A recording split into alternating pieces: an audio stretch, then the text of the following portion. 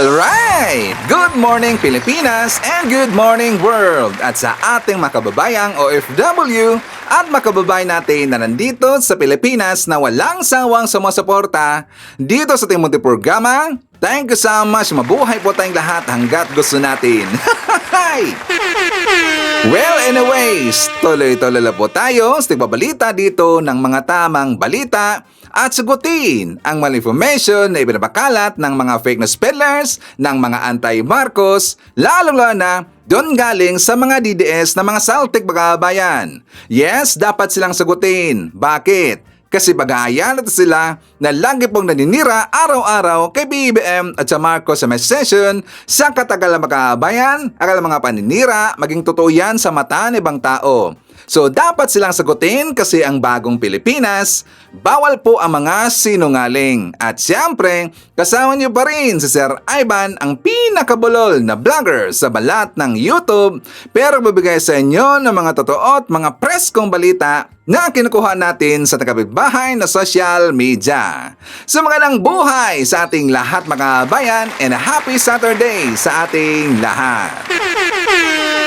Okay, so before tayo mag-start mga kabayan, well, syempre, as usual, i-check mark natin ang ating mga viewers na may maraming comment dyan sa baba sa ating comment section, ang ating pong top 5 commenters. At natisang listahan, ang nanguna po si Sampagita.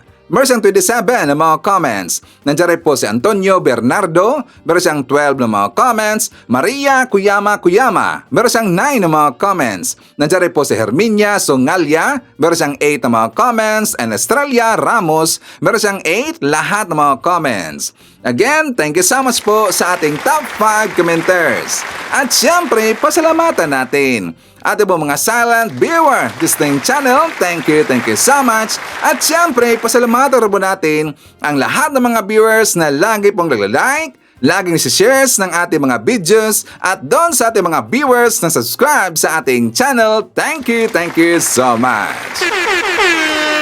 At syempre, hindi nang kakalimutan, i-shoutout natin ating mga pinalangga na mga legends, ang mga senior citizens. Hello po, kumusta ang lahat? At syempre, i-greet natin ng happy birthday ang lahat ng mga viewers na nag-birthday ngayong araw. Happy birthday! Okay, so kumusta ang lahat mga kabayan? How are you today? So, pasensyahan niyo po si Shaiba, no? Kasi nga medyo meron tayong isipon makabayan. Ang kati talaga eh. Akati ba yan? hanggang ngayon makabayan, since kanina pa, palagi ko ng atching. So, medyo hindi maganda ang ating boses makabayan dahil po sa ating ilong. So, anyways, siya nga pala, nakapagkape na ba tayo? Painitin ko palalo ang inyong umaga makabayan kasi kapag ang inyong kape ay mainit, mas lalo kayong painitin. Dahil po dito po sa mga pinagagawa ng mga DDS, mga paninira nila, mga banat nila. Lalo doon sa balita makabayan, di ba kahapon, meron pong desisyon yung taga-PCO makabayan na itong si Eden Santos ng Net25. Naalala natin si Eden Santos makabayan, yung palagi pong sinusupalpal ni Atty. Claire o ni Yusek Claire. Kasi nga pasaway magtanong makabayan. Syempre alam natin na siya po ay DDS, talaga pong makasara yung makabayan, di ba? So siya po'y napansin talaga lahat ng mga reporter, not just Yusek Claire, not just taga-PCO, napansin siya na siya talaga ay loyal, solid Duterte supporter makabayan. Kasi nga siyempre siya po ay affiliated sa Net25. Diyan siya nagtrabaho makabayan. Siya po ay reporter doon sa network ng INC. So ngayon, kahapon, merong desisyon yung taga-PCO. Sila ay nagpadala ng letter doon sa Net25 na network makabayan na pinapapatanggal na itong si Eden Santos sa Malacanang Bet. Ang taga-PCO ang nagdesisyon makabayan. So anong dahilan Sir Ivan? According dun sa letter makabayan na natanggap na taga Net25 kasi nanood ako kahapon doon po sa programa ni Marcoleta at saka nalaban natin yung saganang mamamayan kasi diba nandun po si Marcoleta, nandun po si Jean sa yung isa makabayan, so binasa nila yung letter. As expected, syempre, magbababida na naman po dyan silang tatlo makabayan. Syempre, istorya nila eh. According sa letter makabayan, na ito daw si Eden Santos meron kasing security protocol na nilabag. Actually, nakita natin yan. Ito po ang example mga kabayan. And after that, patuloy tayo para malaman natin kung ano talaga yung nangyari doon sa ginawa ni Eden Santos mga kabayan. For more details, let's watch this.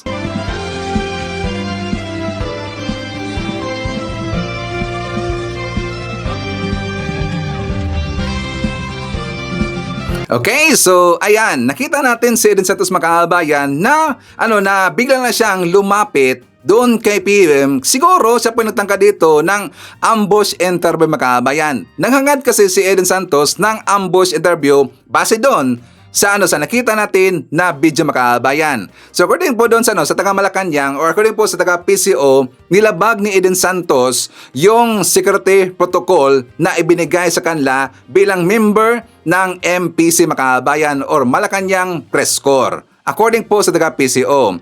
So sabi rin po ng mga DDS mga kabayan syempre alam na ho natin kanang gagawin kasi nga nasa side nila itong si Eden Santos. Anong banat nila? Si Yuse Claire daw ang napapatanggal dito kay Eden Santos mga kabayan. Kasi daw, according dito sa post ni Kokolokoy, palagi daw nasabalpal at saka tinig daw sa lalamunan ng taga-PCO or kay Yuse Claire itong si Eden Santos mga kabayan. So sabi dito ni Kokolokoy, Eden Santos lang sa kalam. Lodi, masyado mo naman pinaiyak si Claire Castro. So yan ang post ni Kokolokoy. O diba, idol na makabayan, idol bigla. Kasi nga pumubor sa kanila So according po dito sa post ni Kokolokoy makabayan, babasahin na po natin. Sabi ni Kokolokoy, bakit?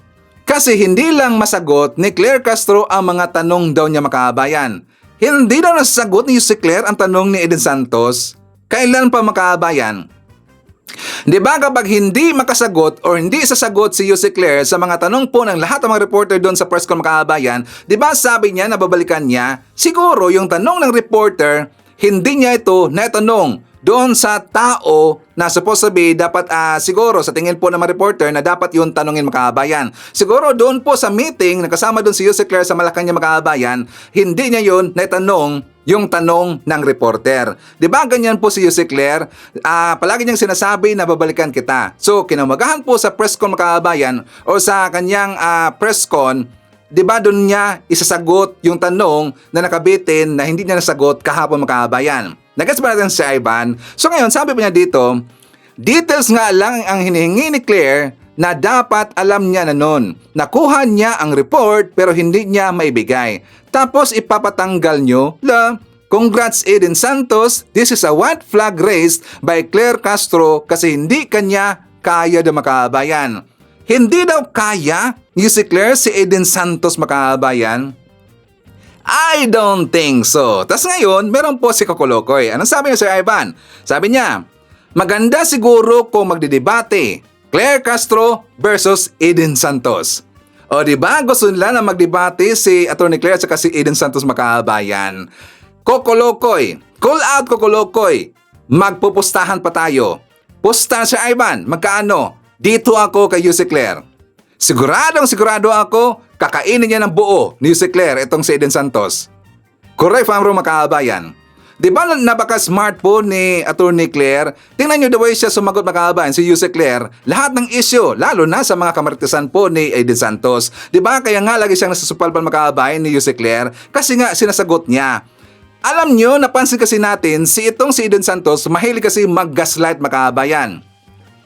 Di ba napansin ba natin si Eden Santos, mahilig siyang mag-gaslight. Siya po ay mahilig po, magbigay po ng kamarites sa makabayan. Galing doon sa kampo ni Sara Duterte. Kaya lagi siyang sinusupalpal ni Yuse Claire. Kokolokoy, I can assure you, kakainin yan ng buo ni Yuse Claire. Magkano ang pusta? Hey, iparating natin tong video kay Kokolokoy makabayan. Sabihin nyo, may kapagpustahan sa Ivan, 50,000. Malapit sa katotohanan. Joke lang. Okay? So, itong Kokolokoy, sarap itikin ng gonggong na to So anyways, yan ngayong kalangban at makabayan. Galit na galit sila kung bakit daw itong si Eden Santos inipit. Pinapapatanggal daw sa Malacanang beat makabayan. Nasaan na daw yung press freedom? O di ba? Yan kasi ang madali lang gagamitin na saan na yung press freedom or freedom of expression mga kabayan. Pero dahil dito sa reporter na side, press freedom. Di ba? Gonggong talaga eh. Sarap piti kay mga kabayan. Sa panahon ni Digong, ilan lahat ang mga reporter ang kanyang ginband mga kabayan? Naalala ba natin, di ba ang dami ng mga reporter pa nag-iinitan, lalo na kapag lagi pong natatanong yon kay Digong at saka ayaw ni Digong yung tanong makabayan. Ang daming nabandon. Rappler, GMA, ABS-CBN. Ang ABS-CBN nga, lahat ng mga affiliated na network sa kanya makabayan, like for example, DZMM. Di ba natanggalan po ng prangkisa yung ABS-CBN, ang DZMM nadamay rin po makabayan. Di ba? Naalaban natin ang DZMM. Tapos lately lang, I think last month yata, di ba last month na po nakabalik yung DZMM ng kabayan. Kaya nga happy sila na nakabalik na yung DZMM. Kaya nga napapansin ba natin ang DZMM na talaga pong naging pro-government supporter ngayon mga kabayan? Kasi nga galit na galit sila sa panahon ni Digong. Sinusupil kasi yung mga reporter sa panahon ni Digong mga kabayan. Ang dami kasing reporter tinigi dahil nga parang naging anti-Duterte mga kabayan. Di ba ang daming natigi sa panahon ni Digong ng mga reporter, pero sa panahon ni PBBM, di ba meron ba? Kaya nga happy sila mga kabayan na naupo ang isang Marcos at saka sa panahon natin ngayon mga kabayan. Kaya nga happy mga reporter sa panahon ni Digong, nakapag-react ba ang mga reporter? Ganyan ba ang masasabi kaya ng mga reporter doon kay Digong makabayan? Bumabanat sila, sumasagot sila, ayaw nila. Bakit? Kasi takot sila kay Digong. Pero dito sa panahon ni BBM, sa Malacanang, hinahayaan lang po. Kasi pinapahalagan ni BBM, pinapahalagahan ng taga-goberno natin yung freedom of speech makabayan. Freedom of expression and press freedom. O, di ba? Ganyan dapat DDS. Hindi kasi sila mag-iingat, hindi kasi sila nag-iisip makabayan. Basta banat na ng banat, siyempre napaka-easy nilang babalik ta rin. Bakit? Kasi mga tangay. O, di ba? So, tingnan nyo mga kabayan, no? Napakalayo talaga ng pagkakaiba comparison sa panahon ni Digong at sa panahon ni BBM dito sa mga reporter. Swerte po ang mga reporter sa panahon ni PBBM mga kabayan. So, yan pong maganda. Okay? So, anyways mga kabayan ko, speaking of Digong, kasi siya po yung ating napag-usapan mga kabayan, alam nyo ba, talo na naman po sa kaso itong si Digong. Anong nangyari si Ivan? Naalala niyo ba na meron pong dalawang ICC judge na gustong ipa-disqualified po ng legal team ni Digong? So ngayon, meron na pong desisyon kahapon mga kabayan. Hindi sila pinayagan. Pikat! Talo na naman po ang kanilang kaso mga kabayan. O diba si Kaufman walang kwenta? Kasi anong nangyari ng panahon na yon dahil daw sa sa issue po kasi yon ng jurisdiction mga kabayan. So dahil po sa jurisdiction issue, nag-ask yung si Kaufman doon sa taga-ICC na i-disqualified yung dalawang ICC judge mga kabayan. 'Di ba sila yon si Judge Rain Adelaide Sophie Alapene Ganso, so si Judge Maria del Socorro Flores Liera makabayan. Ituloy natin ang usapin tungkol kay Digong. Kasi nga napakainit po ang usapin ngayon tungkol doon sa missing sabongeros makabayan, di ba? So itong missing sabongeros nangyari to sa panahon ni Digong. So buti na lang naupo ang Marcos admin na ituloy ang kaso na ito makabayan. Kasi sa panahon ni Digong, nawalan kasi ng pag-asa si Digong at saka siguro sa tingin po ni Digong makabayan na sangkot ang kanyang mga kaibigan kasi nga 'di ba makakilala po sila si Digong, ito po sila si Atong Ang, sila si Gretchen, mga kaibigan sila makabayan. Siguro sa tingin po ni Digong na sangkot mga kaibigan ko. Kaya nagtangka sila. Ito'y sa panahon ni Digong. Nagtangka sila na i-case closed itong missing sabongeros makabayan. Natandaan ba natin yan? Di ba nagtangka sila i-case closed kasi nga nahirapan silang hanapin yung ebidensya daw. Siguro tamad makabayan, tamad yung mga pulis ng panahon po ni Digong. Kasi nga sila po ay parang naging baby kasi ni Digong. So parang naging tamad ang mga kapulisan sa panahon ni Digong makabayan. Pero hindi ngayon. Kasi makaiba po yung Duterte admin at saka yung Marcos admin. Iba ang panahon ni Digong, iba ang panahon ngayon ni PBBM. So ngayon mga kabayan, nagpursige. Kaya nga nabuhayan ng loob ang mga pamilya ng biktima ng sabongero mga kabayan. Kasi nga, dahil po dito sa lumutang na mga ebidensya, dahil po sa lumutang dito na mga witnesses na kung saan itinuro nila ngayon kung sino yung mastermind or alleged mastermind mga kabayan. Di ba itinuro na po? So mga kabayan, ipapakita ko sa inyo itong video ni Digong na kung saan inamin niya kung bakit ginprotektahan niya yung isabong mga kabayan. For more details, let's watch this. Hindi ko hininto kasi kailangan ng pera sa isabong ng gobyerno. I make it public now. It's 640 million a month. And in a year's time, it's billion plus. O, di ba? Ang rason niya kung bakit niya hindi ininto yun, bakit niya hindi hininto yung isabong mga kabayan kasi daw nagkapera siya. Di ba? In short, nagkapera siya. Tingnan nyo, 640 million pala ang binibigay po ng taga-isabong doon kay Digong Makabayan. Hindi ba siya nakontento doon sa pera na bilyones na ibinibigay ng Pogo noon Makabayan? Kasi nga mismo na si Roque ang nagsabi na yung Pogo, ito yung nabibigay kay Digong ng cash resources mga kabayan. Para maintindihan natin, let's watch this. So, ang Pogo po, kabahagi po yan siguro ng isang industriya na nagbibigay ng cash resource sa presidente sa ating pama. Diba? Nadulas mga kabayan. Mismo si Roque nagsabi niya na yung Pogo ang nabibigay ng cash resources doon kay Digong Makabayan. Ngayon, inamin rin po ni Digong na itong isabong nagbibigay ng pera doon kay Digong. Di ba mahilig sa sugal itong si Digong Makabayan? Kasi siguro ganyan po niya makaibigan, ganyan po niya makalyado, mahilig talaga sa mga illegal illegal droga, illegal na sabong, di ba? Kasi nandyan yung malaking pera Makabayan. Kaya nga hindi na kontento si Digong sa perang nakuha niya doon sa Pogo. Ngayon, pati na rin po yung isabong protektado, hindi pinahinto kasi nga siya po'y nagkakapera Makabayan. Ibig sabihin niyan, wala siyang pakialam sa taong bayan. Ang iniisip lang ni Digong Makabayan kung paano siya magkakapera. Tas ngayon, tatanungin natin ang mga DDS, wala bang pera si Digong? Diba? Simpleng pamumuhay lang daw meron ang mga Duterte Makabayan? I don't think so. Yan po'y imposible. Yan po'y fake news. Hindi po namuhay ng simple ang mga Duterte. Hindi niya lang alam na marami hong properties ang mga Digong. Tingnan niyo kung sino nabibigay ng mga kabayan. Aside po doon sa KOJC, aside po kay Kiboloy. Diba? Nabibigay po yung mga D-Lords, nabibigay po yung Pogo, nabibigay po yung taga-isabong. Tas alam niyo mga kabayan, marami kasing tanong ito. Nung ipinost ko doon sa ating Facebook account, ito sinabi ni Digong na ibibigay pala itong isabong ng 640 million plus every month sa kanya mga kabayan. So, umabot ito ng billion in 1 year. Diba? Malaking tanong, saan niya inilagay yung pera mga kabayan?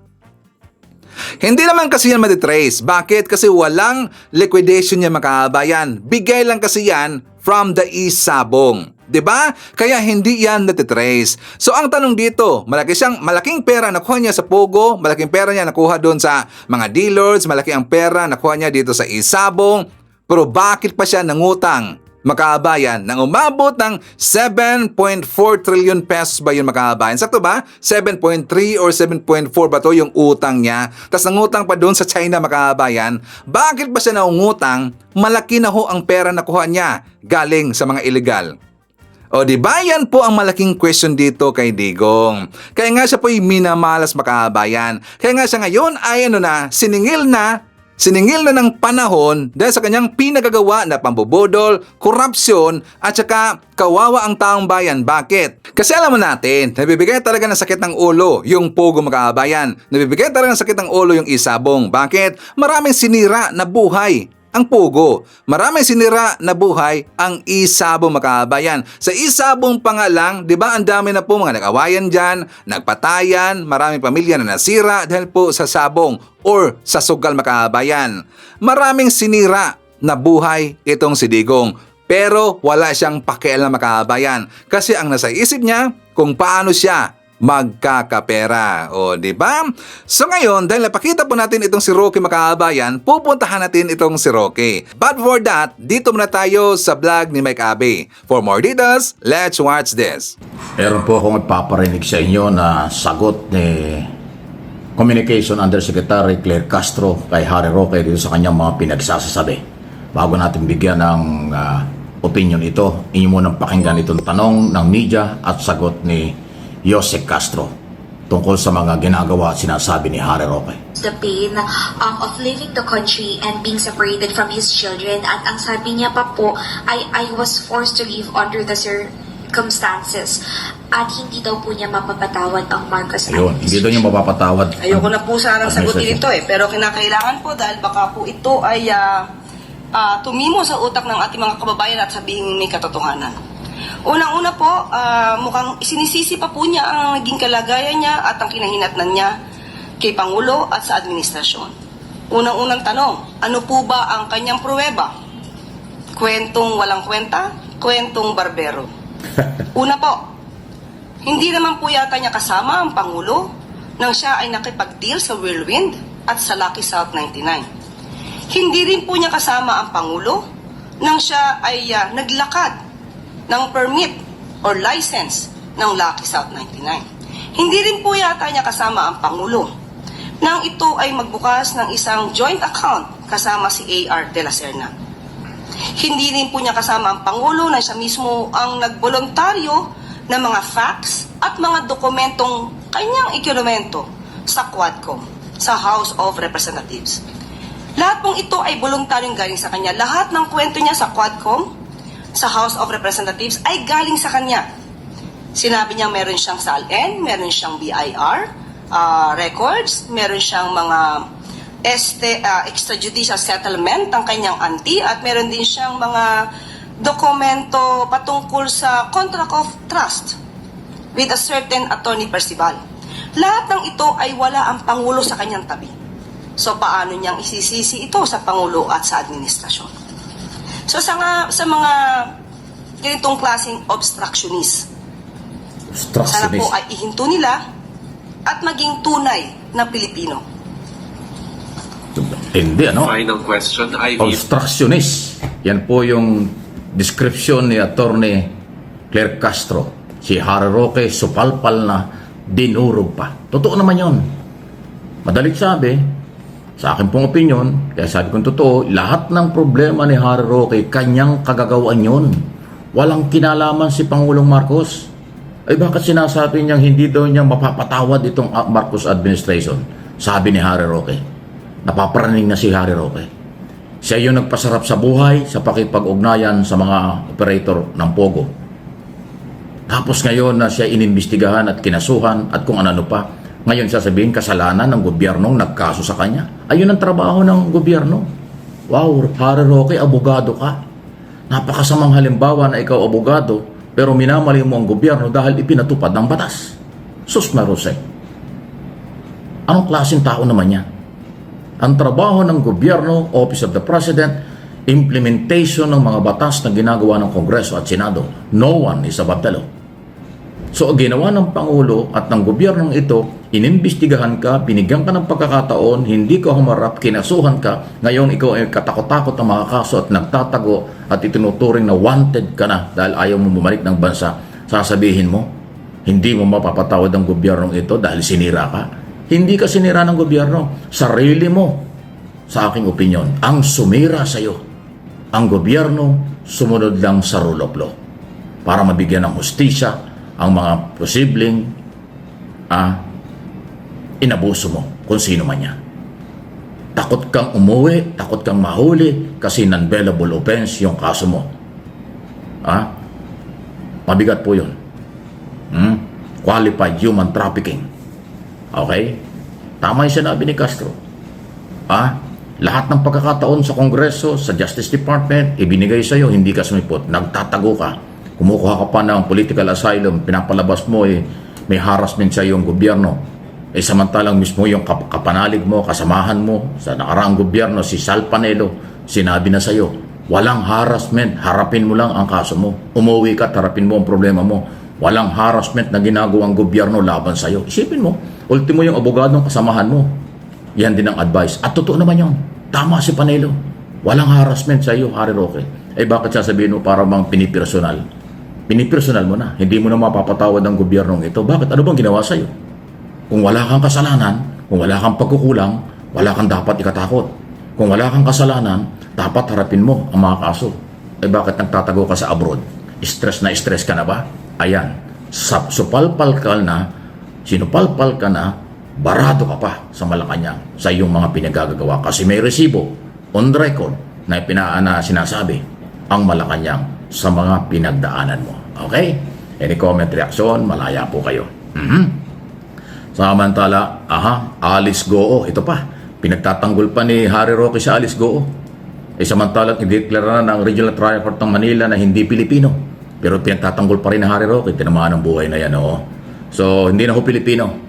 Ang sabi ho ng Presidential Anti-Organized Crime Commission na interview ko sa telebisyon, nakapile ang lahat ng mga kaso. Pagkatapos ng kanyang mga kaso, saka siyang i-deport. Pero i-deport talaga siya dahil hindi siya Pilipino. Niloko niya yung mga taga-Banban, Tarlac, kaya siya naging mayor. Parang ganon. At ang mga Pilipino at ang pagsisinungaling sa Senado, napakaraming hearing sa Kongreso at Senado, puro kasinungaling palang ginagawa ni Alice Goo, na kaibigan ni Harry Roque, katulad ni Kasran Daong. Si Kasran Daong ay kalabuso na rin, hindi po pinagbigyan na ito ay makalaya, makalabas. At nandyan pa rin po sa kulungan. So lahat po ng mga involved na personalidad, o hindi man lahat, marami na, dito sa Pogo Operation, kasama si Harry Roque ay pinapanagot na ho sila. Yung desisyon ng korte na hindi Pilipino, malino po na pang-aabos yan. Si dating Mayor Alice Goo. Yan ho ang update tungkol dyan. Naku, naloko na. Wala talagang may tatago pagbatas ng pinairal. Samantala si Boying Rimulya na siya nga hong pinag-usapan for ombudsman ay mukhang malapit na nga yatang mangyari. Yan siya yung pinag-uusapan ngayon. Okay lang yan. Yung qualification walang duda. Abogado, Justice Secretary, tapos dating Governor, tapos dating Congressman. So pinagdaanan yan. Executive, Legislation, at Local Executive. Kasi yung Justice Secretary sa Executive Department yan. Yung Governor, Local Government, Executive. At yung Congressman, Legislator. O yan, pinagdaanan niya at saka qualified siya na pagiging Ombudsman. So maganda ito, kaabang-abang ito. Pag siya na yung naging Ombudsman, sa dami po ng mga kasong nakabinbin. Lalo na po yung kasong isinampa ni Amy Marcos na mismo si Secretary Rimulya ay kanyang pinasuhan at pinasasagot. At yung iba pa, ay paano mangyayari doon? Yari. Talaga lang. Tingnan natin, Okay? Ang katotohanan hindi pwedeng pagtakpan. Ang mga development ay napakabilis ng mga pangyayari. Kaya abangan ninyo. Okay, so bago natin pag-usapan itong si Roque Makabayan, i-shoutout na natin ang ating mga mandirigma. Nandyan po, nangunguna po sa pag-comment dyan sa baba sa ating comment section Makabayan. Nandyan po sila si Maricruz Hernandez from North Carolina, USA. Leonardo Steliero, Angelita. I-shoutout natin si Mary Lynn Digma, Emmy Mapalad, Ashen, Papa Adilio. Nandyan rin po si Imelda Gray de Vera. Hi to Chico, Eliza Cañete, nandiyan po si Tarhata Pagaryungan, Shirley Risman, hi to M.E. May Mendoza, i-shoutout natin si Maria Marilyn Imbido Bautista, and hi to Annabel Lapos. Okay, so ngayon babalikan natin si Roque Makabayan. Titirisin natin, ipaso itong gonggong na to So kahapon, may nakita ko na po si Roque, dumaan sa aking wall Makabayan. Abay, kulat si Ivan. Bakit si Ivan? Doon kasi sa kanyang post, napansin ko kaagad ang bandage na nandyan sa kanyang tuhod Makabayan. Ano kayang nangyari? Diba? So ngayon, pinost ko yan doon sa aking Facebook account. Tapos nilagyan ko ng caption, Lesson! Huwag kumain ng hotdog ng nakaluhod. Diba? Ano kayang meaning ng Makabayan? Huwag kang kumain ng hotdog ng nakaluhod. Kasi kapag ikaw ay kakain ng hotdog ng matagal na nakaluhod Makabayan, ganyan ang mangyayari sa iyo. Magasgasan ang inyong mga tuhod. O, diba? Sakto ba yung lesson? Pasaway kasi. Siguro nang gigil si Makabayan.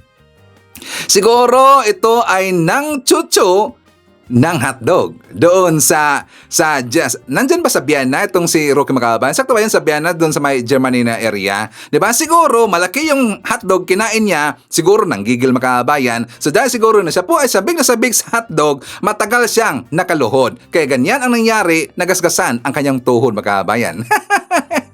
'Di ba? Masiba sa hotdog eh. So ngayon, meron pang dumaan na picture sa kanya Macabayan doon sa kanyang wall. Nakita ko, galing pala siya sa simbahan. Abay, galing sa simbahan si Roque Macabayan. Ano ba ang halaga? Ano pa ang halaga ng kanyang pagsisimba Macabayan? Isamantalang paglabas niya ng simbahan, anong kanyang ginagawa?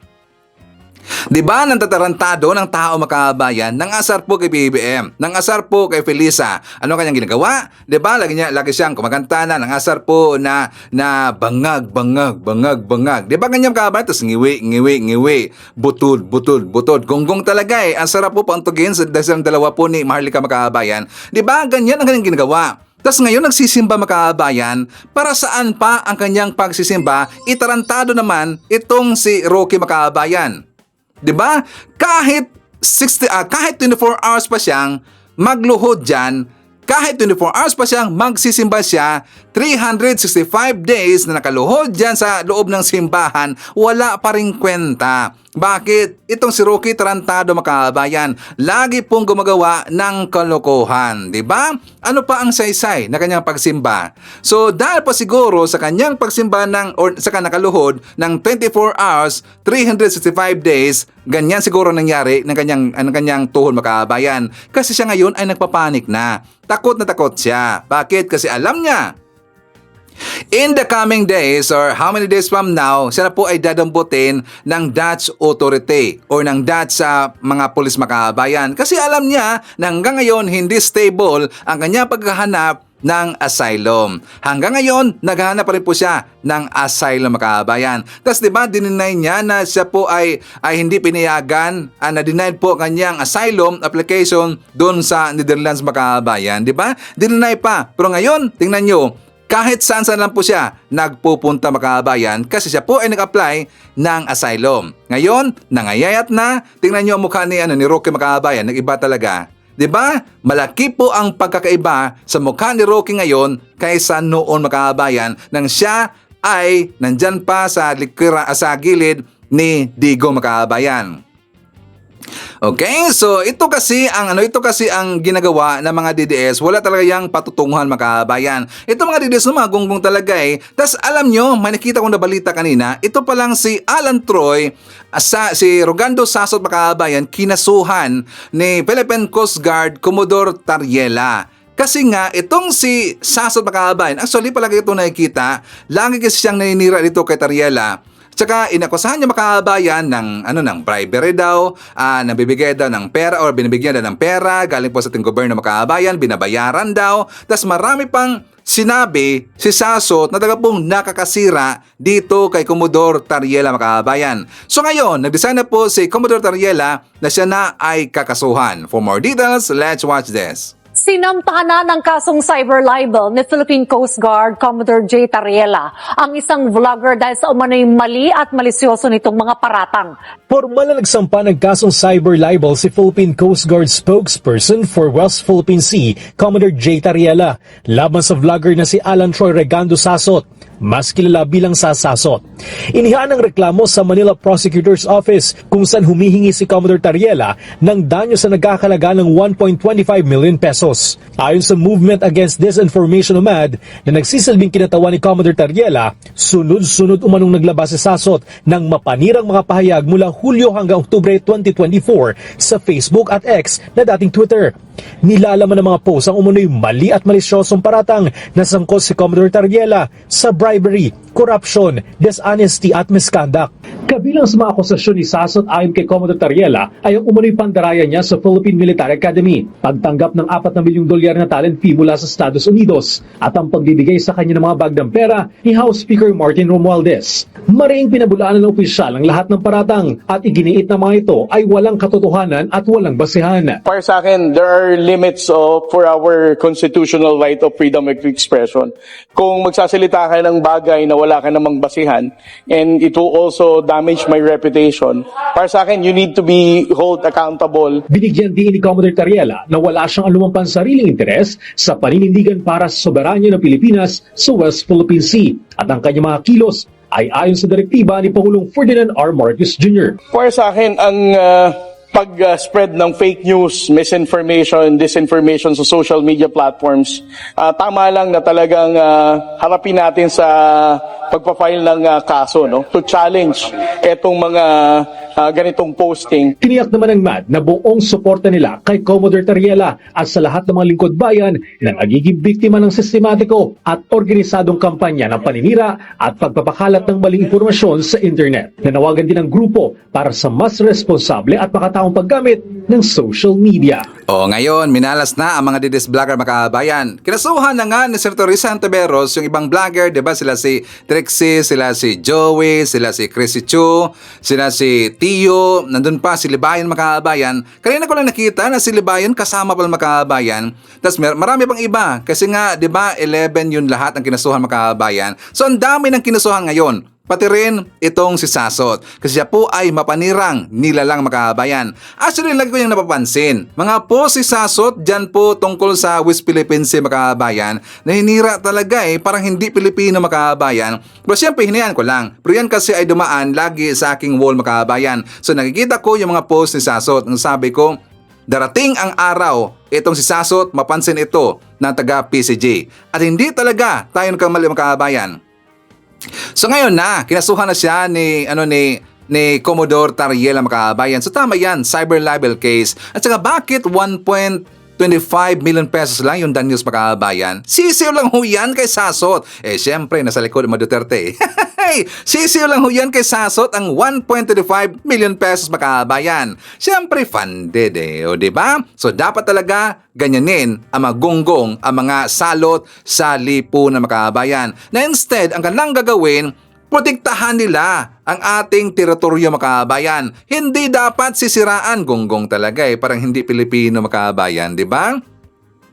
So anyways, shoutout natin. Nandiyan po si Tess Faraon, Jamie Camarines, Haitsu Yolanda Bintayen. Nandiyan rin po si Jolly Pentor, GC Kim, Teodora Gamit, Alan Ebrio. Nandiyan rin po si Faith Galapia.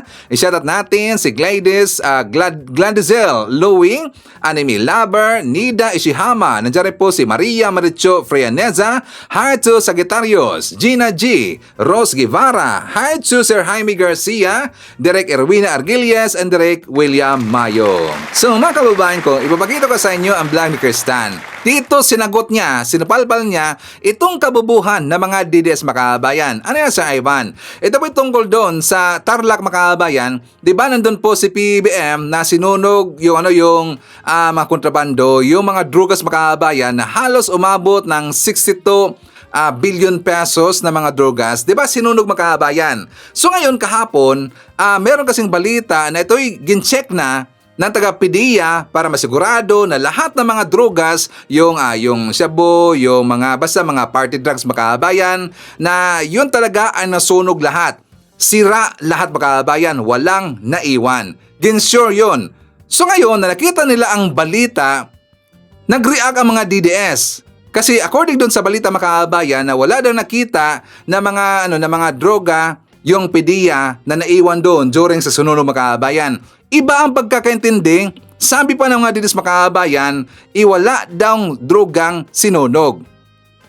Kasi according daw sa taga-PDEA makabayan, wala silang nakita na droga doon sa mga ashes makabayan. O diba gonggong talaga, iniisip nila na walang drogang sinunog makabayan. Ngayon, sinapalpal ni Kristan. Grabe, ayoko na talaga sana patulan itong mga DDS trolls na to, pero kailangan natin itong pag-usapan. May nakita kasi akong pinost itong mga DDS trolls na to na fake news. At dito sa post na to, dalawang bagay ang pwedeng mapatunayan dito. Number 1, na talagang bobo itong mga DDS trolls na to, hindi marunong magbasa, walang reading comprehension o kaya tamad magbasa. At number 2, na nagpo-post sila ng mga ganitong informasyon na alam nilang mali dahil naniniwala sila na ang mga supporters ni Duterte ay mga mangmang at mga bobo tulad nila. Ito yung post. Nag-comment sila dito sa post ng PTV, which is the Philippine State Media, na kinukumpirma ng PDEA na nagnegatibo sa shabu, cocaine, marijuana at ecstasy ang 4 na ash samples mula sa sinirang iligal na droga sa Kapastarlak nitong Hunyo 25 ayon sa Malacanang. Ngayon ang comment na tong isang DDS vlogger na to ay, laka, ito yung sinindihan ni Johnson kailan lang? Kung negative sa kahit anong substance, ano yung sinunog niya? Guni-guni? So parang pinapalabas niya na wala daw sinunog na droga. Ngayon ito pa yung isang DDS troll na to. Sabi niya, this is how trust ratings will plummet to oblivion. PIDEA is under the office of the president. Still, you want us to believe this wishy-washy? Na pinalalabas din niya dito na wala naman daw sinunog dahil nung na-test, walang nakitang droga. Pero pag binasa mo yung buong article ng PTV Media, klaro dito na the seized shabu and other dangerous drugs amounting to about 9.4 billion that were previously destroyed in Kapastarlak yielded no residual traces according to PIDEA. Tapos sinabi pa dito na PIDEA tested the ashes retrieved from the thermal facility to ensure accountability, complete destruction of the seized drugs, and adherence to environmental regulations. And all 4 ash samples tested negative for shabu, marijuana, and cocaine and ecstasy, it added, confirming the thoroughness of the incineration process. And the entire process from the capture of illegal drugs to its destruction and the ash testing that follows ensures transparency to counter allegations of drug recycling. Dahil kailangan tiyakin natin na yung mga nahuhuling drugs ay talagang sinisira at walang pag-asa na bumalik pa, na mabenta pa, na makuha. O yan ang linaw niyan, na kaya walang trace ng shabu, ng marijuana, ng cocaine at ecstasy ay nagpapatunay na nasunog na lahat ng mga droga para hindi na ma-recycle at para may accountability at transparency. So ano yung pinatutunayan nung pag-post ng mga DDS trolls na to? Na A, tamad sila magbasa, bobo lang talaga, walang reading comprehension, hindi marunong mag-intindi, o kaya B, sinadya nilang ikalat yung kanilang maling opinyon dahil naniniwala sila na mangmang ang kanilang mga supporters, ang mga supporters ni Duterte. O kaya C, all of the above. Kayo, ano tingin nyo? A, B, or all of the above? Well, para sa akin, letter C makabayan, all of the above. Diba, DDS? Hey, ang mga DDS kasi makabayan, tamad yan eh. Diba, letter A, tamad magbasa, bobo at mahina sa reading comprehension. Totoo yan. Kasi ang mga DDS makabayan, mostly no, sa kanila, ang kanilang pagbabasihan lang, yung naunang caption lang makabayan. Pero yung body, sa story makabayan, ayaw nilang babasahin yan. Siguro sa tingin nila na walang kwenta, tas hanapin lang makabayan yung term na pwede lang gagamitin ikakapanira sa ating gobyerno. Hanggang dyan lang sila. Kung ano yung malaki na text makabayan, doon lang sila nakabase. Letter B, sinadya nila kasi tingin nila na mangmang ang mga Duterte supporters. Yan, agree ako dyan. Karamihan sa mga Duterte supporters makabayan, mga mangmang talaga eh. Bakit? Kasi hindi mahilig mag-research. Nakabase lang ho sila doon sa mga vlogger na pinapanood nila na lagi pong napapakalat ng mga fake news makabayan. Kung ano ang kanilang narinig doon sa kanang vlogger, doon lang sila magbabase. Sa tingin nila, yun na ang totoo makabayan. O, diba? Kaya para sa akin, letter C, all of the above. Hey, sa inyo makabayan, ano sa inyo? Ano yung sagot ninyo? Letter C ba? So anyways, ipapakita ko na po sa inyo itong balita tungkol sa update ng missing sabungero makabayan. Okay? So for more details, let's watch this. Sa kwento ni Julie Dondon Patidongan alias Totoy sa GMA Integrated News, ang go signal sa pagdukot at pagbatay sa mga nawawalang sabongero ay galing umano kay Ang. Nalalaman daw niya ito dahil isa raw si Patidongan na kumakausap sa mga pulis na gagawa ng lahat ng utos. Sa kada utos, may bayad daw. May buwanang payola rin daw ang ilang pulis mula kay Ang.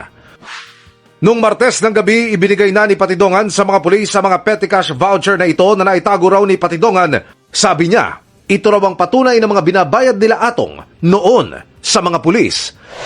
Ang isang petty cash voucher nakapangalan umano sa isang police colonel na may halagang 200,000 pesos.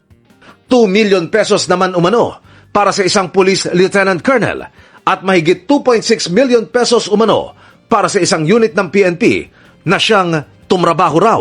Intel lang kasi nakalagay doon. Pag sinabing Intel, yun na yung 500,000, yun na yung bayad sa mga pinatay nila. Yung overall naman na kinukuha ng isang kernel, yun ang monthly niya, 2 million. Ano kapalit doon? Ba't yung binibigyan ng 2 million? Ay, yun na yun. Sa trabaho, yung protection lahat na.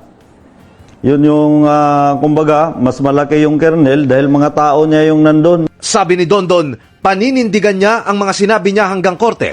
Sumang-ayon umano si Gretchen Barreto at ilan pang kasama nang tanungin ni Atong Ang kung dapat nang iligpit ang mga sabungerong nandaya. Ayon pa rin yan sa whistleblower na si Dondon Patidongan na nagdetalye ng mga nasaksihan at narinig sa isang pulong ng binansaganyang Alpha Group. Ito po ang grupo ng mga taong pinakamalalapit kay Atong Ang kung saan kabilang umano si Patidongan.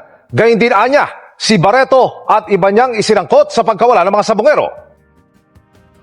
Kuha ito sa binyag ng anak ni Julie Dondon Patidongan alias Totoy. Tumayong ninong at ninang doon ang matagal niyang naging boss na si Charlie Atong Ang at ang aktres na si Gretchen Barreto. Ang pangalan ng anak ko, Don Chinle. Doon ko kinuha yung Don sa akin, yung Chen, Gretchen, yung Le, Charlie. Yun, kinuha ko yan. Kinuha ko sa pangalan nilang dalawa. Kinuha rin niyang ninong ang isa pa raw kasosyo ni Ang na si Engineer Celso Salazar.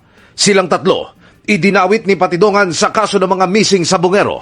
Kwento ni Patidongan, magkakasama daw sila ni Barreto at Salazar sa Alpha Group ng negosyante. Grupo raw ito ng mga taong pinakamalalapit kay Ang na may-ari ng Lucky 8, StarQuest Incorporated, ang operator ng sabungang Manila Arena.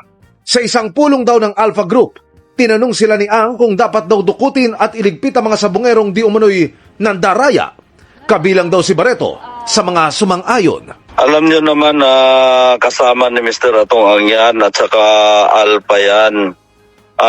Pag sinabing Alpha, doon sila, kasama sila sa nag-meeting-meeting. Kasama siya sa pumayag na walain yung mga sabungero. Ngayon, isa sa tumas ng kabayan. Si Gretchen Barreto. Tumaas ang kamay, ano ibig sabihin nun? Ibig sabihin, napayag siya na pumabor siya doon sa kagustuhan ni Mr. Atong Ang. Okay. Kasama sa pumayag si Gretchen Barreto. Isa siya sa pumayag na walain yung mga nagtsutsupi. Kasi sabi nga ni Mr. Atong Ang, pag hindi natin gawin yan, babagsak yung negosyo natin. At imposibleng tututol siya, katabi siya mismo lagi ni Mr. Atong Ang pag nag-meeting. Ibig sabihin, taasan ng kamay yun. Paboran yan, tinitingnan kung sino ang against o hindi. Meron ka pa bang ibang ebidensya kay Gretchen? Lagi kasama ni Mr. Atong Ang yan. Ilang beses daw niyang nasaksihan ang ganitong meeting sa may malaking opisina sa Manila Arena. 6 sa mga nawawalang sabungero ay huling nakita sa Manila Arena base sa CCTV na ito noong January 13, 2022. Kaya si Patidongan may pakiusap kay Barreto. Kay Ma'am Gretchen, para matapos na to, Madam, tulungan mo na ako sa kaso dito para maawa ka naman, makonsensya ka naman doon sa mga nawalang sabungero. Hinihinga namin ng reaksyon sina Ang, Barreto at Salazar sa mga bagong pahayag ni Patidongan. Tinawag ng kapwa ni Gretchen Barreto na belated embellishment o pahabol na dagdag sa kwento ang bagong alegasyon ni Dondon Patidongan. Sinabi kasi ni Patidongan na isa umano sa pulong sa kanilang dinaluhan, nakita niyang sumang-ayon si Barreto sa pagligpit sa mga sabungero. Ayon sa kanyang abogado, lalo nitong pinapatunayan na nag-iimbento lamang si Patidongan. Bago niyan, tinawag ng kampo ni Barreto na espekulasyon ng mga naunang basihan ni Patidongan para idawit ang aktres. Sa unang pagkakataon mula ng isangkot ni Dondon Patidongan sa pagkawala ng mga sabungero ay nagsalita na ang kampo ni Gretchen Barreto sa pamamagitan ng kanyang abogado. Mariin itong itinangging may kinalaman ang dating aktres sa pagkawala ng mga ito. For the record, do you categorically deny the involvement of Miss Gretchen Barreto in the disappearance of the sabungeros? We deny it. She denies it. Categorically. Dahil? Because the fact of the matter is, Wala siyang kinalaman doon, wala siyang ginawa, wala siyang sinabi that connects with the disappearance of the Sapungeros. Nabahala umano sila noong unang banggitin ni Justice Secretary Boying Remulla na suspect na si Barreto. Pero habang pinakikinggan niya ito, ay lumalabas na wala pa rin naman itong matibay na ebidensya. Yung sinabi ni Secretary Remulla, naiintindihan ko, nang ibig niya lang niyang sabihin na tinuturing niyang suspect si Ms. Gretchen Barreto ay dahil siya'y pinalanganan ng whistleblower. I'm very confident na magkakaroon pa ng investigation at makikita na based dun sa sinabi ng whistleblower, wala siyang nakitang ginawa o wala siyang nakitang sinabi ni Ms. Gretchen Barreto. In other words, he did not witness anything. And his allegations against Ms. Barreto is based on a suspicion, speculasyon na dapat involved siya dahil siya ay malapit kay Mr. Atong Ang. Tama ba yun? Ang spekulasyon ay hindi ebidensya. Nang tanungin ko kung ano ba ang ugnayan ni Barreto sa itinuturing ding suspect na si Atong Ang, sabi ng kaniyang abogado, They are business partners. And that's just it. They are business partners. Ibinunyag din ang kampo ni Barreto na may sumubok umanong mangikil kapalit ng pag-alis ng kanyang pangalan sa listahan ng mga dawit sa kaso. Sinasabi na just pay off. Na makipag-usap ka na, for your name, makipag-deal ka na. And you mentioned that you think that the whistleblower is part of this? I think he must have been. Dahil the person who made the proposition was also connected to the whistleblower. Grabe no, gumaganda yung progreso na pag-imbestiga dito ng kapulisan dito sa missing Sabungeros Magkakabayan. Nakikita talaga natin na talaga pong natrabaho yung kapulisan natin sa Marcos Admin Magkakabayan. Kasi nga sa panahon na Digong, hiniyaan nila, sila po ay nawalan po ng pag-asa Magkakabayan. Parang gid up na ho nila itong missing Sabungero na kaso. Nawalan sila na pag-asa yung Duterte Admin Magkakabayan. Pero dito po sa panahon ni DOJ Secretary Remulla ng ating kapulisan sa pangunguna po ni General Torre Magkakabayan sa panahon po ng Marcos Admin, tingnan nyo, gumaganda ang progreso ng investigation Magkakabayan kasi nga naglitawan na yung mga mismong direct witness. Sa panahon kasi noon kasi Magkakabayan, di ba marami po mga lumalabas na mga usap-usapin, mga chika-chika, mga kamaritisan tungkol dito kay Gretchen na sangkot daw di umano dito sa missing Sabungeros Magkakabayan. Pati po kay Atong Ang. Pero noon kasi, ano pa lang yon, mga chismis. Ngayon, hindi na po chismis Magkakabayan. Bakit? Kasi meron ng direct witness. Pero siyempre, suspect pa lang ho. Si Gretchen at saka si Atong Ang.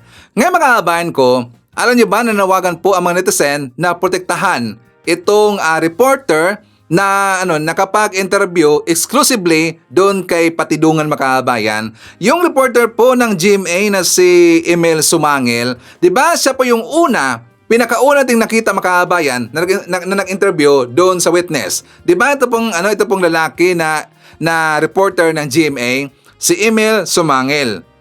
Nagalit pala itong si Atong Ang dito sa reporter Magkakabayan. Kasi daw siguro sa tingin po ni Atong Ang naging bias, one-sided na, tas diretso kaagad, hindi sila tinanong Magkakabayan, ang side nila ni Atong Ang, nagalit daw itong si Atong Ang. Siyempre kilala natin na may kapangyarihan talaga po may power po itong si Atong Ang kasi nga mapera Magkakabayan, so delikado itong si Emil Sumangil. Nanawagan ngayon ang taong bayan, dapat protektahan itong reporter ng Magkakabayan. Siguro, he's in danger kasi nga nasangkot na dito sa usapin po ng missing Sabungero Magkakabayan. Pero bakit naman yan idadamay nila ni Atong Ang? siyempre reporter yan Di ba reporter yan? Normal talaga sa mga reporter magtatanong Magkakabayan. At sila po dito ay nag-iimbestiga ng konti. Kasi sila po'y naghanap dito para po sa kanang ibabalita. Kasi ang mga reporter, kapag wala kang balita, wala kang sweldo Magkakabayan. Ganyan ho ang trabaho ng reporter. Kapag wala kang content, kapag wala kang reporter, kapag wala kang i-report Magkakabayan, wala kang sweldo. So normal talaga po sa mga reporter, sila po'y maghanap sa in this case, sa missing Sabungero, swerte siya kasi nga nakausap niya exclusively yung witness Magkakabayan. pero nagalit si Atong Ang. Diba? So grabe no, gumaganda na ho ang storya nitong missing sabongero mga kabayan. So dapat natin to antabayanan. Dapat tayo po ay mag-update palagi tungkol dito sa update ng missing sabongero. Bakit? Kasi nga yung mga DDS, napansin niyo ba ang mga post ng DDS na baka daw hahantong naman ito, merong idadamay daw na mga kalyado ng Digong, baka daw ito doon pupunta mga kabayan. Yan ngayon ang mga post ng mga DDS. Baka daw pupunta doon sa mga kalyado ni Digong at saka isasangkot mga kabayan. Hindi natin alam. Depende yan. Kapag kakanta yung grupo ho, kung sino mang mga sangkot dyan sa Mrs. Sabongero na meron pong ikakanta na kalyado ni Digong. O diba? Hindi natin alam. Baka mangyari. Baka itong si Bato Makabayan, nako, yung warrant mapapadali dito, di ba? So makabayan ko, shoutout natin. Nandyan po si Angelita. Hi to Adeluisa Taha from Riyadh, Saudi Arabia, Evelyn Garcia, Filma Cabato, Shirley Fernandez, nandyan rin po si Celia Ramos, Tony De Los Rias, Josepen Gallego, ishoutout natin si Lito Bungalan, at saka shoutout sa Bungalan family from Muntinlupa City, Manila. Hi to Luisito Niedo, Ising Mariano, Richard, 123 Channel, nandiyan rin po si Rosa Dominguez, Jolie Pintor, and hi to Thomas Diola. Okay, so mga kababayan ko, syempre, hindi rin kalimutan. Ibabalita natin dito yung mga good news natin, mga programa ng ating gobyerno, mga lakad ni PBM, para alam ho na mga DDS na mga mapanirang tao, mga nilalang, para alam nila kung ano ang tinatrabaho, kung ano ang ginagawa ng ating gobyerno. Yan po sa pangunguna ng ating presidenteng si PBM. For more details, let's watch this. Una po sa ating mga balita. Sa pagkamit ng food security ng bansa, hindi lamang mga magsasaka ang tinututukan ng pamahalaan. Sa katunayan, ngayong araw ay personal na kinamusta at hinatira ng iba't ibang suporta ni Pangulong Ferdinand R. Marcos Jr. ang mga kababayan nating mangingisda sa General Santos City. Yes, Angelique, mahigit 22 million pesos ang inihatid na tulong ng Pangulong Ferdinand R. Marcos Jr. sa mga fisher folks ng General Santos City sa kanyang pagbisita ngayong araw dito sa Philippine Fisheries Development Authority General Santos Fish Port Complex. Ang nasabing tulong ay pinamahagi sa iba't ibang asosasyon at benepisyaryo na ang hanap buhay ay pangingisda at pag-aasin. Kabilang sa mga ipinamigay na tulong ay mga gamit at pasilidad tulad na lang ng fish aggregating device, dryer, solar salt production, mga bangka, marine fish cage inputs, fingerlings, village type fish processing center, fish processing equipment, and marketing supplies at iba pa. Maliban sa mga tulong na ito ay isinagawa rin dito ang ugnayan with fisher folks kung saan kinausap ng Pangulo ang iilan sa mga fisher folks upang alamin ang mga concern at mga pangangailangan pa nila. Ayon sa Pangulo, bumisita siya upang makita ang sistema na ginagamit sa fisheries dahil isa ang nasabing lungsod sa mga malaking industriya ng isda sa bansa. Nakita rin ng Pangulo sa kanyang pagbisita na kailangan pang dagdagan ang cold storage ng nasabing pasilidad. Kaya naman nangako ito na gagawin ang lahat upang mapalago pa ang produksyon at kalidad ng ibinebentang tuna.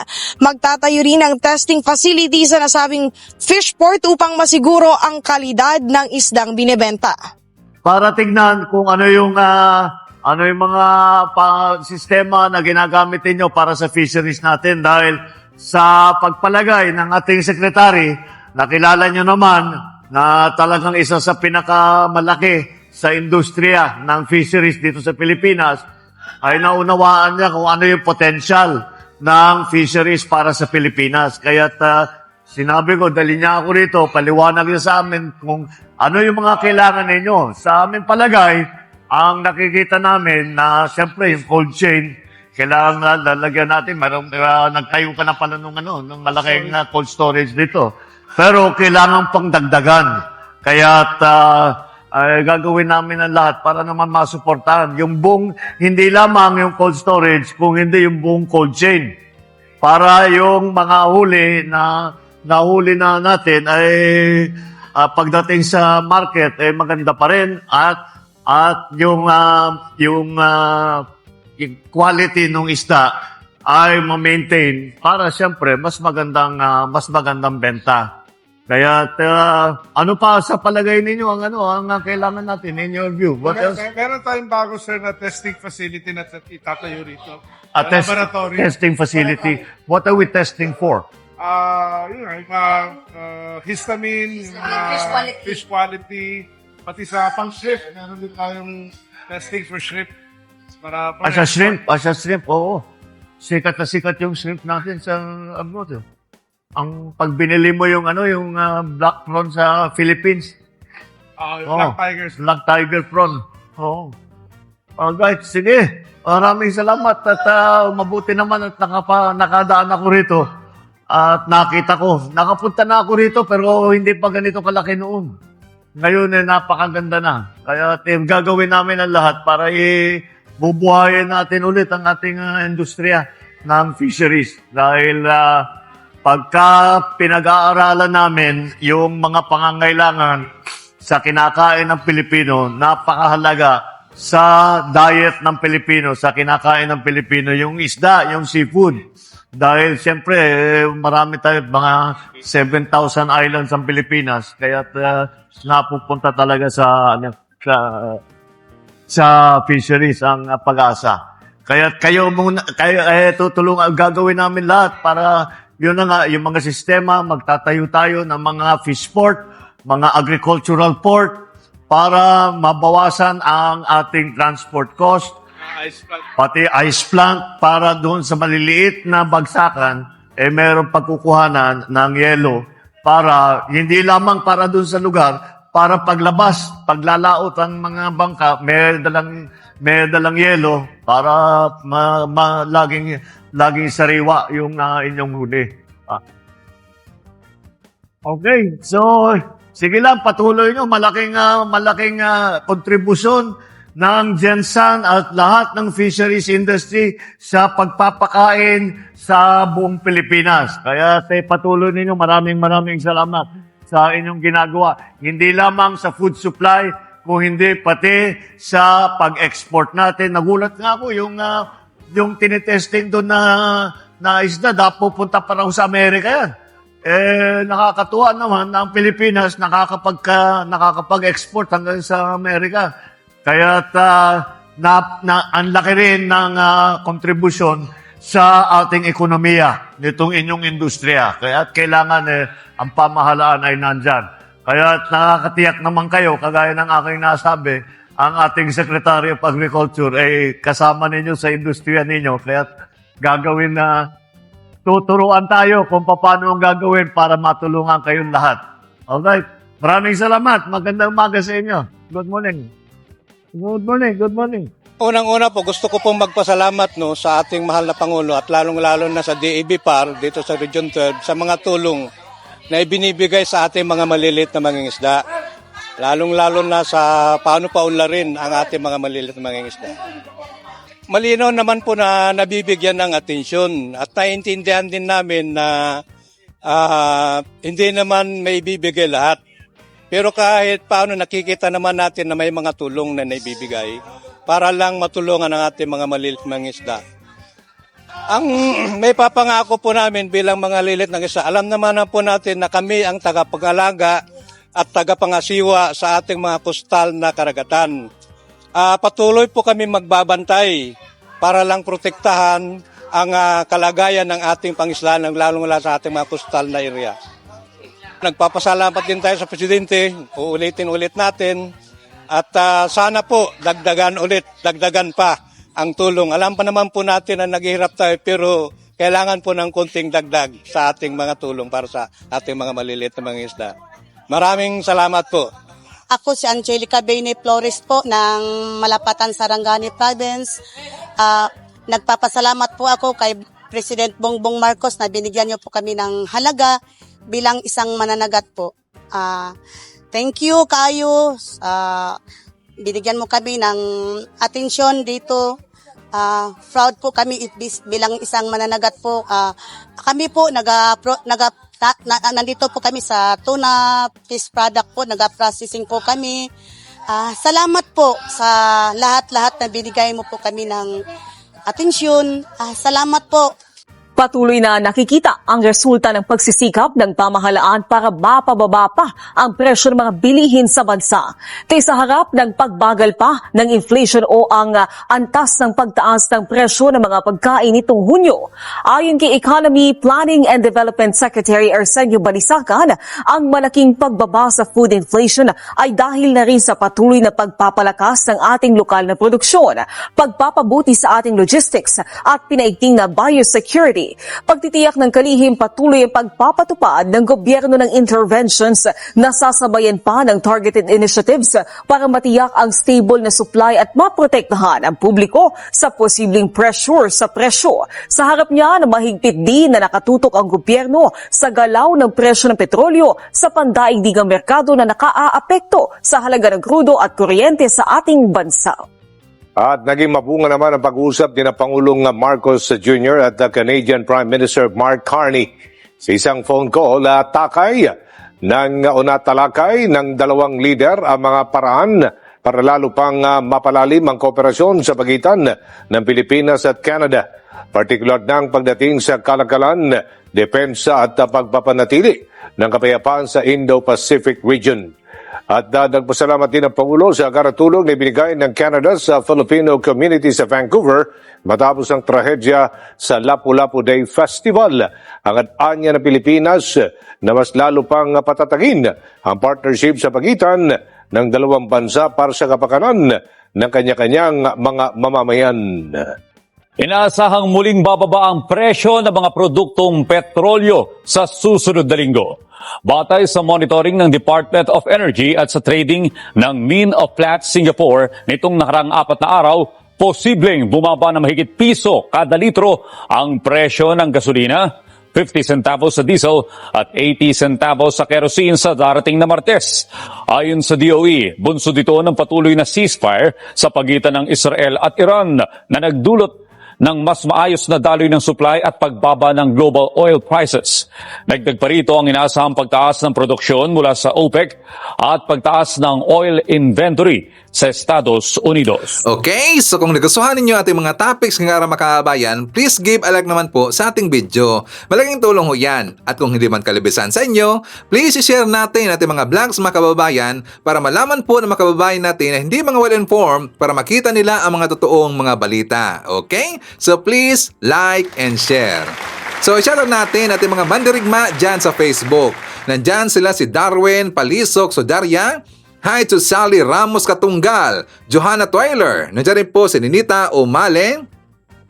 Hi to Alicia Leak, Belma Reyes, hi to Hilda Baldomino Pita, Birds Lumibaw, nandiyan rin po si Michael Melendez, nandiyan po si Feli DB, Judith Dumas Panya. Hi to Sonia Hasigawa, Rolando Olay Diaz Agpawa, nandiyan rin po si Helen Lamira Cabayaw, Percy Shalana, Pauline Raot-Raot, Faye Moskila. Hi to Teresito Lu, nandiyan rin po si Edwin Santos, Gorgonya Angala, Agida Cunanan, Jaco Jerry Cabreros, Jose M. Bornos, isyarat natin si IB Alfonso, Elmer Pinaranda, JRN, Victoria Miranda, nandiyan rin po si Nivel, Carmen Robertson, Bong Yu, Robin Basinga Salindong, Tess Faraon, Alan Ortiga Ong, Alan Bagasaw Valenzuela, Annabel Hoson, Berth Bakut Cabalsa, and hi to Juwaida Gonzalez. Okay, so mga ko, yan natin manakalap ng mga balita ngayong araw. Kung nakaabot ka po sa portion na to, sana nakapag-like na ho tayo. Libre po mag-share. Libre din na mag-subscribe. Again, maraming salamat sa mga viewers na hindi nag-skip ng ating mga commercials. Thank you so much. At before natin tatapusin ang ating programa ngayong araw, sana sabayan nyo si Sir Ivan para sa ating live messaging prayer. Lord, Ikaw ang lakas ko. Ikaw ang lakas ko tuwing nanghihina ako. Ikaw ang gabay ko sa lahat ng mga pagsubok. Ikaw, Lord, yung kasama ko tuwing mag-isa ako. Tulungan mo po akong mas maging matibay sa lahat ng pagsubok, Lord. Idadalangin ko ito sa pangalan natin Panginoong Jesucristo. Amen. So maraming salamat mga kababayan, and I hope to see you again on my next video.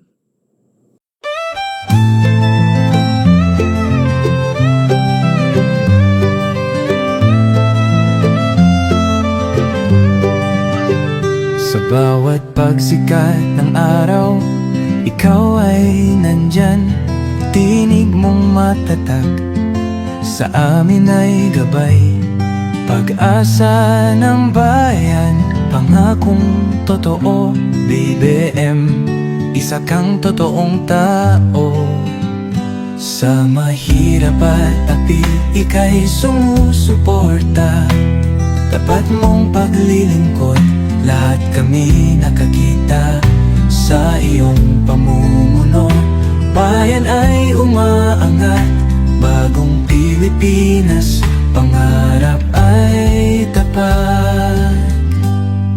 Ikaw ang aming BBM, Pangulong matapat. Sa puso ng masa, inaangat ating watawan. Sa hirap at ginhawa, ika'y kasama. Pilipinas ay babangon, dahil ikaw ang pag-asa. Mula Luzon, Visayas, hanggang Mindanao, boses mo'y umaabot. Dala ay pag-ahon, magtulungan, magkaisa. Sabi mo sa lahat, para sa bayan, ikaw ang aming alamat. Ang pangarap mong bansa, taas noo masagana. Manggagawa't magsasaka, binigyang halaga.